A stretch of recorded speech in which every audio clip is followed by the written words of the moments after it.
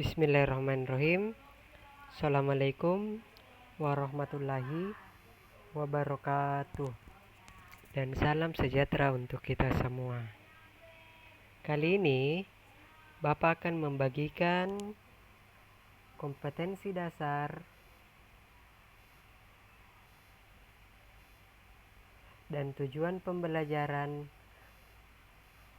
Bahasa Makassar kelas 7 di semester ganjil. Mohon disimak dengan baik dan perhatikan buku paketnya mana materi yang cocok dengan kompetensi dasar yang akan dibahas.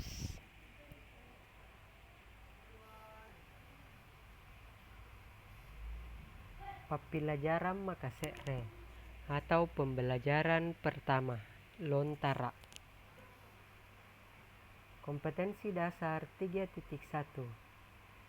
Tujuannya ada dua, yaitu setelah membaca dan menyimak penjelasan guru tentang materi sejarah Lontara, siswa mampu menjelaskan pengertian sejarah aksara Lontara. Tujuan yang kedua, setelah membaca dan menyimak penjelasan guru tentang materi falsafah aksara Lontara, siswa mampu menyebutkan dan menjelaskan falsafah, makna, dan bentuk aksara Lontara dengan baik dan benar. Kompetensi dasar 4.1. Melafalkan dan menuliskan aksara Lontara. Tujuan pembelajarannya yaitu setelah menyimak dan melihat contoh penyebutan aksara Lontara, siswa atau peserta didik mampu melafalkan aksara Lontara dengan penuh percaya diri.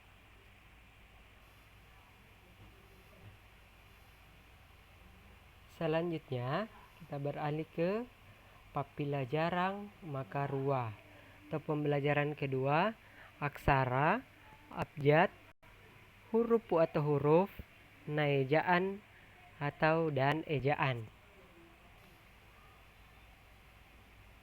Kompetensi dasarnya 3.2.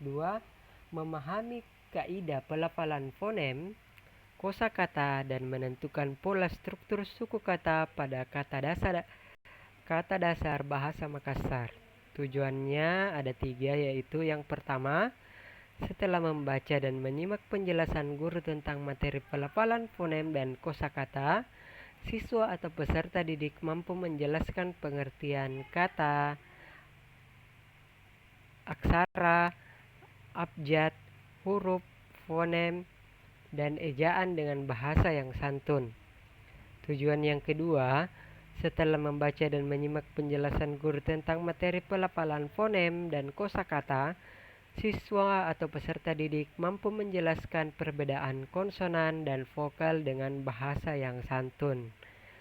Tujuan yang ketiga, yaitu setelah membaca dan menyimak penjelasan guru tentang materi pelafalan fonem dan kosakata, siswa mampu menentukan pola struktur kata dasar dengan baik. Kompetensi dasar 4.2. Fonem, melafalkan fonem dan kosakata bahasa Makassar. Adapun tujuannya yaitu setelah memahami materi, siswa atau peserta didik mampu melafalkan kata atau membaca teks sesuai dengan aturan dengan penuh percaya diri. Selanjutnya kita beralih ke pembelajaran Makatalu atau pembelajaran ketiga, recekana atau pemisahan suku kata. Kompetensi dasarnya yaitu 3.3. Memahami konsep ejaan dan hal-hal yang diatur dalam ejaan bahasa Makassar dan mendeskripsikan contoh pemakaian ejaan Latin dalam bahasa Makassar. Tujuan pembelajarannya ada 2. Yang pertama, setelah membaca dan menyimak penjelasan guru tentang materi recekana, siswa atau peserta didik mampu menjelaskan pengertian kana pokok dengan baik dan benar. Yang kedua, setelah membaca dan menyimak penjelasan guru tentang materi recekana, siswa mampu menentukan pola suku kata dengan baik dan benar. Kompetensi dasar 4.3. Menuliskan kosakata dan kalimat bahasa Makassar dan bercakap-cakap dengan menggunakan bahasa Makassar yang santun. Tujuannya yaitu setelah membaca dan menyimak penjelasan guru tentang materi recekana, siswa mampu menuliskan kata beserta suku kata dan pola suku katanya dengan bahasa yang santun. Selanjutnya kita beralih ke pembelajaran maka apa atau pembelajaran keempat atau papasang atau pesan-pesan orang dulu. Kompetensi dasar 3.4. Memahami hakikat papasang dan mengungkap makna papasang. Tujuan pembelajarannya ada 3.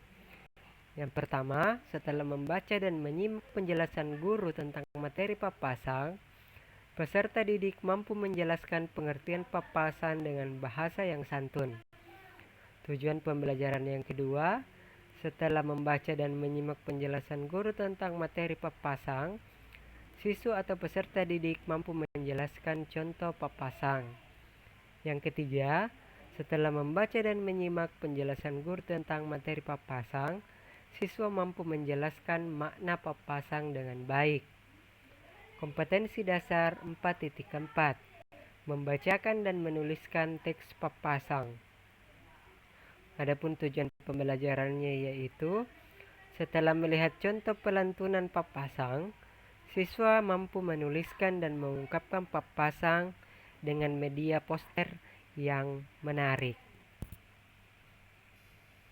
Selanjutnya, untuk materi atau kompetensi dasar yang terakhir pada pembelajaran maka 5 atau pembelajaran kelima yaitu kana pokok na kana patambah, yaitu kata dasar dan kata berimbuhan. Kompetensi dasarnya 3.5. Mengidentifikasi jenis-jenis imbuhan dan memahami makna kata berimbuhan dalam bahasa Makassar. Tujuannya yaitu yang pertama, setelah membaca dan menyimak penjelasan tentang materi kana patambah, siswa atau peserta didik mampu menjelaskan pengertian kana patambah dengan bahasa yang santun. Tujuan pembelajaran kedua, setelah membaca dan menyimak penjelasan guru tentang materi kana patambah, siswa mampu memahami jenis-jenis dan makna kana patambah. Kompetensi dasar 4.5. Membacakan dan menuliskan teks bahasa Makassar yang ditulis lontara. Tujuan pembelajarannya yang pertama, siswa mampu membacakan teks aksara lontara. Yang kedua, setelah membaca dan menyimak teks aksara lontara, siswa mampu menuliskan dan membacakan kata yang mengandung kata berimbuhan yang ada dalam teks dengan baik dan benar. Itulah kumpulan tujuan pembelajaran serta kompetensi dasar di era pandemi ini yang saya pilih untuk diajarkan pada mata pelajaran bahasa Makassar kelas. Pada materi kali ini, tolong diperhatikan di buku paketnya materi apa saja atau yang mana saja yang cocok. Terima kasih, Majai Dudu. Biar kita lupa belajar anak-anakku. Jangan lupa belajar anak-anakku. Assalamualaikum warahmatullahi wabarakatuh. Tetap jaga kesehatan dan salam sejahtera untuk kita semua.